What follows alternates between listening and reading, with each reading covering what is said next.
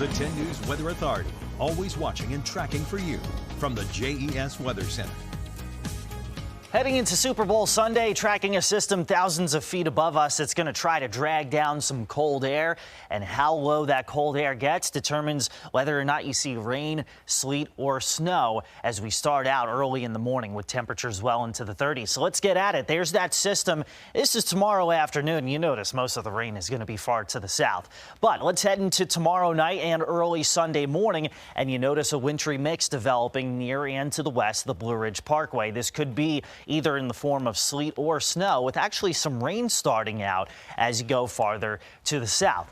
Let's fast forward in time on Super Bowl Sunday, and there you see areas like Lynchburg and Danville. You're mostly going to see rain is the way things are shaping up right now, with that wintry mix continuing in parts of the NRV, parts of the Roanoke Valley and the Highlands. Could have some breaks in the action.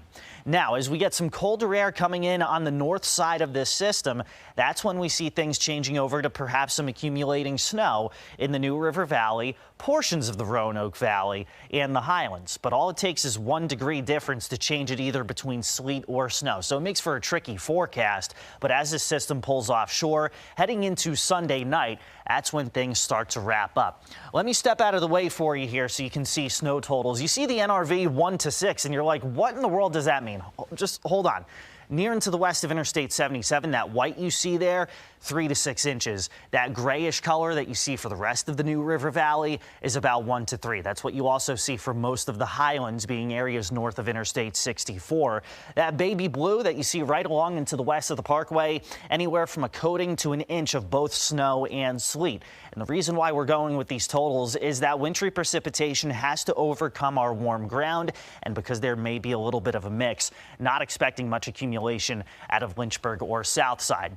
That is our first stab at things. Could certainly change depending on the path of the storm, so make sure you download our app by scanning that giant QR code that you see on the right-hand side of your screen.